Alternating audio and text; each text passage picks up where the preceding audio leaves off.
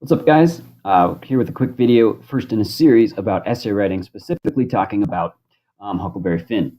So the first thing that we need to do when we write an essay is we need to figure out what we're going to write it about. We need a central idea. We need a theme, so it's not just like a scattergun of thoughts and quotations, but it's got purpose. It's got a direction.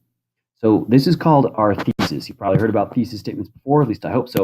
But just as a reminder, they are basically an overarching opinion, an evaluation, a statement, basically a claim that you're going to state and then prove that is true. Remember, that's the whole goal of this paper is you're going to give me your ideas, and then you got to tell me why those ideas are correct and why they matter.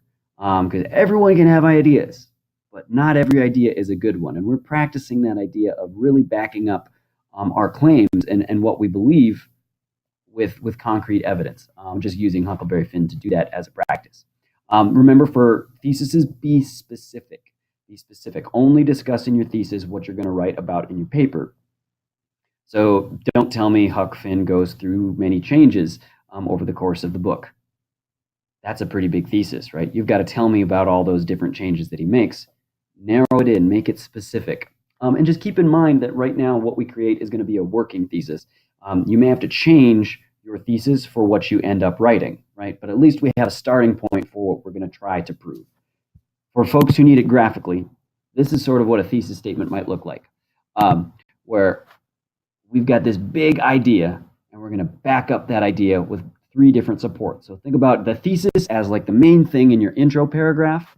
We're going to write at least 3 other supporting paragraphs, and then from that discussion, everything that we talk about in this idea of supporting our main idea, we're going to develop a conclusion out of this. So you can kind of see this in steps. Step 1, create the thesis. Step 2, create the supports. Step 3, figure out why those supports matter and how we're going to actually explain them. And step 4, put it all together. So in order to create a thesis, we really need to make sure that we're responding to the prompt. It doesn't help you to answer a question that hasn't been asked. So review these prompts. They're up on mrrestad.com if you still need them. Just as a reminder, hop over here to the Assignments tab, English Assignments. Scroll on down and check out that Huck Finn essay. Boom. And this will be the whole prompts if you lost that blue sheet that I passed out in class. And after that, take a look at the prompts. So first prompt is explain Huck's moral development through the novel and interpret what the most important change he goes through in regards to being a good person. 2 things you need to do with a thesis. So our theses are pretty complex. Or you could evaluate the things that Huck learns about freedom and determine the most critical thing he learns to find his version of eudaimonia, to find his version of a good life. Right? That's what Huck is looking for, is the thing that means he can have a good life. And so he goes on. Some ideas for you. Your essay could talk about Huck's lies. If you just focus on the lies that he tells, you could probably answer one or both of these questions. You could talk about his decisions with Jim, his refusal to be civilized in the standard sense of the term. You know, he'd rather be naked, floating on a raft down the Mississippi than go to school and get a job and make money, right? You could talk about his relationship with Jim, or even the differences between him and the society, because what's good for the rest of the world isn't good for Huck.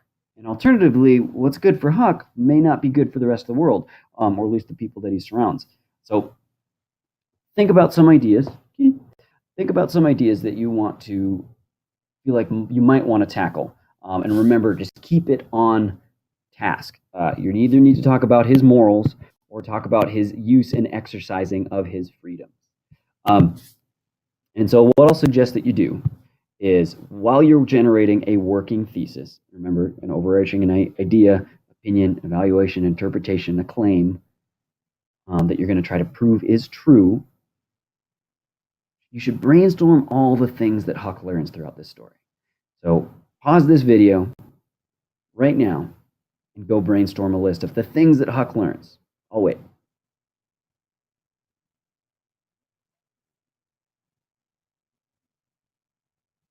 Okay. You back? Did you brainstorm some things? Cool. I'm not going to do this for you. You got to do this for you. Brainstorm those ideas.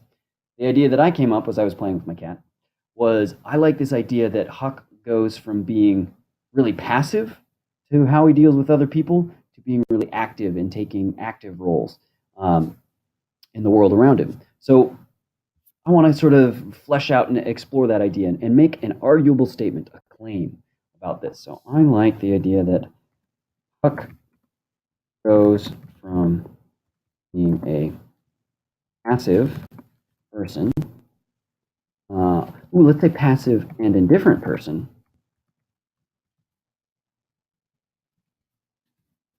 to becoming aware that in order to follow his heart and be a good person, he needs to take,